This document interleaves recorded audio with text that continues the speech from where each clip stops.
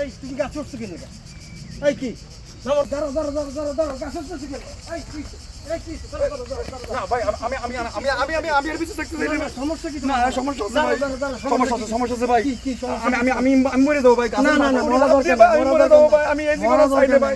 এই ইটালিতে আইসা আমার জীবনটা ভাই চাই দেন ভাই। আমিও মুসলমান। না ইটালিতে আসার পর ভাই, ইটালিতে আসার পর আমার জীবনটা একদম শেষ ভাই। আত্মহত্যা করা মা বাপ কি আছে? কি সমস্যা কি? ভাই সমস্যা হয়েছে ভাই, বড় একটা সমস্যা ভাই। কি সমস্যা? ভাই আমি ইটালিতে অবৈধ হিসেবে আমার জীবনটা একদম ধ্বংস হয়ে গেছে ভাই। কোনো কাজ নেই, কিছু নেই ভাই। অনেক ধার দিনা করে, অনেক কষ্ট করে জমি বিজে ইটালিতে আইছি ভাই। আসার পরে মা ফোন দে, ভাই ফোন দে, আব্বা ফোন দে, এটা হাঁপাটাস টাকা কত মানুষের আমি কইছি যে ভাই এটা চাকরি দেন, এটা চাকরি দেন ভাই। কেউ আমার চাকরি দেনি ভাই। আমি আর সহ্য হই না ভাই। না দাঁড়া। আচ্ছা ভাই একটু থামো ভাই, একটু ধৈর্য ধরো, শোনো আমার কথা শোনো। কোন ভাই কোন? একটু কষ্ট করে আইসাই পড়ছো ভাই। হতাশ হয়ে লাভ নাই। আমি স্টেশনে ঘুমাই ভাই। হতাশ হয়ে লাভ নাই। এর আগেও আমরা শুনছি এই ইটালিতে নাকি আরো 2 জন ফাঁসি দিচ্ছে। ওখানে আমার মনে হয় সচেতন মানুষের অভাব ছিল, যার কারণে এই ঘটনা ঘটছে। তার আশেপাশের লোক যদি তাকে প্রোটেক্ট দিত হয়তো এটা করতো না। যাই হোক, ভাগ্যিস তুমি আমার সামনে করছো। আল্লাহর রহমতে তোমাকে আমি চেষ্টা করছি তোমার এই বিপদগামী পথ থেকে ফেরাই নেওয়ার জন্য। না ভাই, আমি এই জীবনে রাখতে চাই না ভাই। তো তোমাকে ধন্যবাদ। যাই হোক, তুমি আমার কথা শুনতেছো।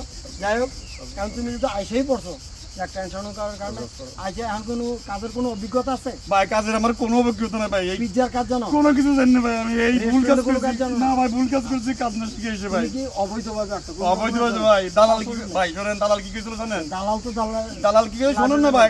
দালাল কইছিল যা বিদেশে যাও, মুখ হেলে দেখা করো, তোমার পরের দিন চাকরি হবে ভাই। এইভাবে আইছিলাম কত স্বপ্ন নিয়ে, কত আশা নিয়ে, এতে গিলি লাখ টাকা ইনকাম করবো ভাই।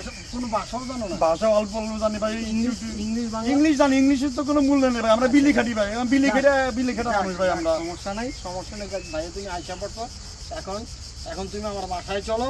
তুমি ভাই আমার চাকরি দরকার ভাই। আমি চাকরি না, আমরা আত্মহত্যা কোনো পথ নেই ভাই। আমিও যখন আসছি ভাই রে, আমি অনেক কষ্ট করছি ভাই। আজকে এখন আমার বাড়ি গাড়ি জন সকল আল্লাহর মধ্যে এমনি সব কিছু আছে, বন্ধু বান্ধব সব কিছু আছে। আল্লাহর মধ্যে আমি চেষ্টা করি আমার সময়ের ফাঁকে আমি একটা অসহায় মানুষের পাশে দাঁড়িয়ে দিলাম। যাই হোক ভাই, তুমি আপনি আমার আইছেন। দেখি ভাই, তোমার আমি ছোট ভাইয়ের মতো দেখি। ইনশাল্লাহ তোমার যে কোনো ভাই, সুবিধা অসুবিধা দেখবো। তুমি আগে আমার বাসায় চলো। ভাই আপনি জানেন ভাই, ইটালিতে কিন্তু এর আগে 2-3 মানুষ মারা যাক, গেছে যাক। ভাই। হেরা ওইসব আমার কোনো পথ নেই ভাই। আমি জানি তুমি ইনশাল্লাহ ভাই। তুমি ঘুরে দেবা, তুমি ভাই। ইনশাল্লাহ ভালো করবে ভাই তুমি আসো আমার একটা কাজ বাসায় দেবেন তো ভাই। ইনশাল্লাহ। ভাই কাজ না দিলে আমি কিন্তু সত্যি কিন্তু আমি মরে যাবো ভাই। তুমি ভাই। তুমি আগে বাসায় আসো, ফ্রেশ হো, খাওয়া ওকে ভাই। দাওয়া আমি তোমাকে কাজের ব্যবস্থা করব। ধন্যবাদ আমি ভাই। দায়িত্ব নিলাম ইনশাল্লাহ। ভাই। ঠিক হয়ে দেবো। ধন্যবাদ ভাই। আচ্ছা। ধন্যবাদ ভাই। প্রিয় দর্শক, আসসালামু আলাইকুম। আপনারা যে ঘটনাটি দেখলেন এটি কিন্তু বাস্তব নয়। বাস্তব ঘটনার উপর ভিত্তি করে এই নাটকটি আমরা করেছি। এটি মূলত একটি সতর্কমূলক ভিডিও, সবাইকে সতর্ক করার জন্য মূলত আজকের এই ভিডিও। ইতালিতে এর আগে অনেকে শুনেছেন যে 2-3 জন মানুষ আত্মহত্যা করে।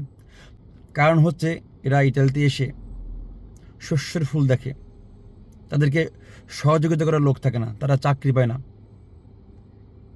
তারা বাংলাদেশ থেকে আসে ঋণগ্রস্ত হয়ে এবং সেই ঋণ পরিশোধ করতে পারে না। বাংলাদেশ থেকে তাদের পরিবার চাপ দেয় এই ঋণ পরিশোধ করার জন্য। আমি বলতে চাই, যারা ইতালিতে আসবেন, আসার আগে ভালো করে যাচাই বাছাই করে তারপর ডিসিশন নেবেন ইতালিতে আসবেন কি না।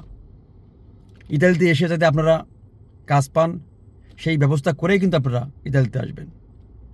সবাইকে ধন্যবাদ। আবার কথা হবে, দেখাবে ইতালি সম্পর্কে নতুন কোনো ভিডিও নিয়ে। আল্লাহ হাফেজ।